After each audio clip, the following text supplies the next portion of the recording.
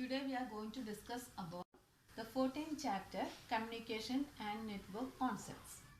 In this chapter we have to discuss what is network and internet and need for networking, networking goals or benefits and application of networks, advantages and disadvantages. In this video I am sharing this much details. So let us see what is network and internet. Network means the interconnection of autonomous computers are known as network. The interconnection of autonomous computers are known as network. And internet means the interconnection of networks. That is known as internet. That's the difference between network and internet. Interconnection of autonomous computers are called network and interconnection of networks are known as internet. Now let us see what are the need for networking. Actually, why we are using networks or internet? The main thing is we can share, it's available to share resources. Resource sharing is the main goal of internet. Another one, reliability. Next one, cost factor, and the last one, communication medium. These are the goals of or benefits of networking. So let us see all those by detail.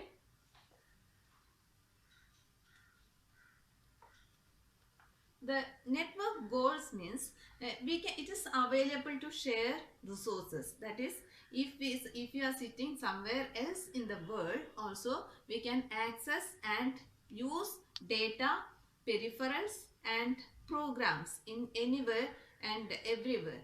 So somewhere else the physical location of the resources and the user is not a matter. Everywhere, anywhere we will sit and we can, it is available to access data, programs and peripherals. That is known as resource sharing. Through internet we know that sometimes we will be sitting at home and we are accessing informations from Google, or we are searching something in Google. These are the examples of resource sharing. Sometimes in a corner we will sit and giving print command to other printer that is connected to the server and taking printouts. That is another way we are accessing the resource that is printer from the server. These are the examples of resource sharing. Next one, reliability. What do you mean by reliability? That is, if our computer is connected to internet or networking, if sometimes the files will be the copy of the files will be on 2 or 3 different machines. So if one of them is unavailable, sometimes some crashes will be happening and the old systems, that is the server or some other machines will be crashed. So that is not a problem to access the things from other system, because if we copied these files to 2 or 3 machines, the one system will become crash. Also it is available to access from some other systems. That is known as reliability. Next one, cost factor. That is, the server, keeping a server is a big task. That is, it will be very much cost effective, but along with that we are connecting PCs, normal PCs to the server. These are very cheap and less price, so it is very easy to connect PCs with main computer or server. That is cost factor. Next one, communication medium. That is, nowadays we are somewhere else the business meetings and all we are using internet. That is, through internet somewhere else we will sit and business details and discussions, everything can done by through video conferencing. That is, the communication will be more easy than previous days. So this will speed up our cooperation among them. These are the benefits or goals of network. Now let us see what are the applications of networks. The same things, only the applications also. The sharing of resources, that is, which are the things we can share through internet or networks. The first one, peripherals. Peripherals means printer, laser. Sometimes the laser printer will be connected to the server and we are sitting in a normal PC and we have to take some printouts from the computer. That is very easy to take printouts through. We are sending the print command to the server, and the server connected to laser printer and easily can take the printout from the server. This is peripherals sharing, and the same time hard disk, memory, everything can share through this way, that is sharing of peripherals. Okay, users of a multi-user system can share and exchange information in a number of ways. That's example, sending electronic mail or having controlled access to the some files or database.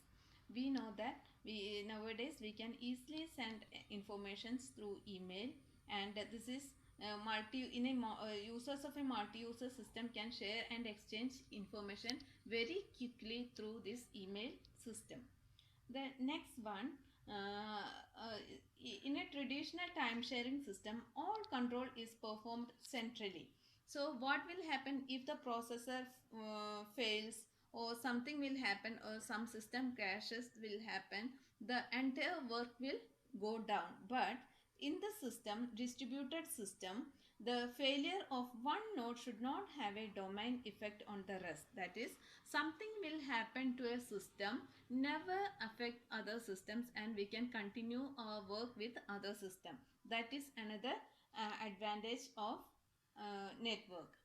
Next one, access to remote database, that we know all know very well, because nowadays we are booking airline tickets and train tickets, everything through internet only. So actually, when we book one ticket, we are accessing the remote database that will be somewhere else in the world. So at home we are sitting and booking our ticket, we are accessing information from remote database, and that is known as access to remote database. That is another application of network. That is, if we sit at home and booking airline tickets, or hotel booking, or train tickets, so on anywhere in the world with instant confirmation, the internet is required. So next one application is communication facilities. A third category of potential widespread network users is a communication medium. That is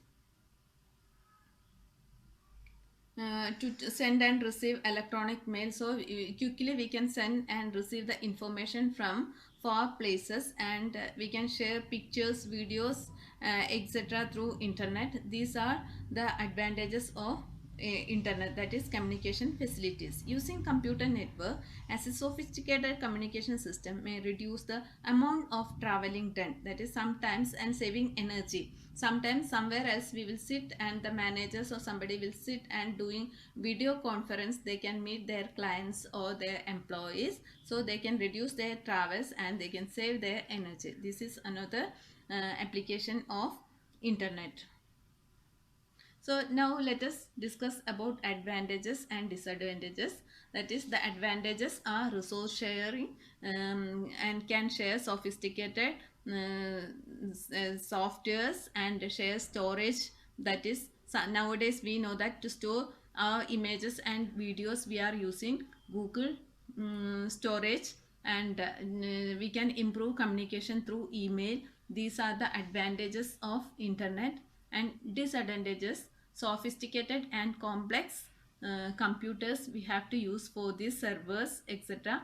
And server, if the once the server fails, the all network will stuck off. And next one, badly managed services also affect the computers. Sometimes it is unusable and the productivity falls. Next one, file security problems. Always we should be alert about viruses. These are the disadvantages of networks.